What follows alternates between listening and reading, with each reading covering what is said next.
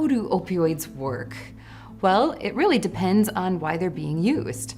Initially, most people who use opioids appropriately for pain management find great relief because those opioids bind to receptors in the body that help alleviate pain. That pain relief occurs when they bind in specific parts of the brain and the spinal cord. But opioids can bind to other parts of the brain as well, and that's what drives addiction. In very specific pleasure pathways, when opioids bind, it sends off signals in the brain that lead to what we call euphoria, or this tremendous sense of happiness or pleasure. Some people experience euphoria much more dramatically than others. And as these pleasure centers continue to activate over and over, they rewire the brain. When opioids start to rewire the brain, we start seeing other factors in the body start to change as well, including the development of dependency and withdrawal. Dependency is when the body needs that opioid binding to the receptor in order to feel normal. And when that opioid isn't binding, that person goes through what's called withdrawals.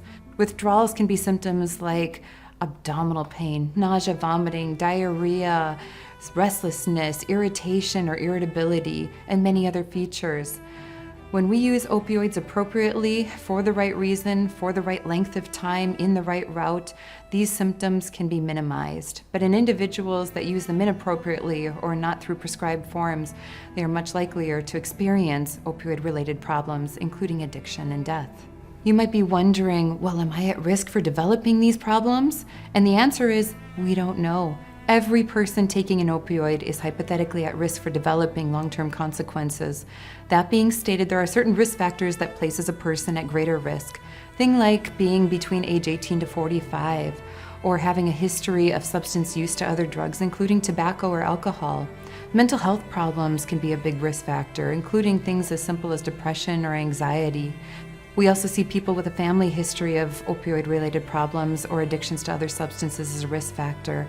People who don't have normal living circumstances can also be at risk. Opioids can be very sedating, and they can lead to a sense of calmness. In some populations where home lives or personal problems are becoming overwhelming, opioids can be a very tantalizing choice to escape that reality. But the real reality is that it can cause more problems than it fixes. What if we are the generation that ends this opioid epidemic for good? Opioid-related overdose deaths are now the #1 cause of death in adults under age 45. Their influence has been so great, they're even reducing the American life expectancy. These trends have us fearing the worst, and as a result, we begin to view opioids as the enemy. The drugs that we've long trusted to help kill pain are now killing us. And with this, we fear what they'll take from us when we take them. But what if opioids aren't the enemy? What if our misunderstandings of them was? What if we truly took the time to understand pain and addiction from the perspective of those dealing with it? Would our stories have happier endings? You see, the opioid epidemic is always personal. I lost my own nephew, just 24 years old, after sustaining a head injury in a skiing accident, unable to live with the pain anymore and unable to navigate the medical system, to suicide.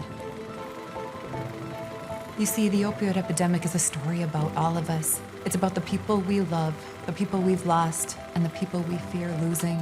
Medical providers can't prescribe us out of the opioid crisis. Government agencies can't regulate us out of it. Drug treatment programs can't counsel us out of it. It is time that we start to fight the myths about opioids instead of the drugs themselves. What would the world look like if we were equipped with the information on how to use opioids wisely, store them safely, avoid their risks, and reverse their problems? It's time we turn our attention away from the battle against opioids and instead put our focus on the people who may truly benefit from their use, or those who are facing their consequences. What if we all work together? Hope is in sight, and this crisis is ours to end. This can be the generation to do it. That ending must include you.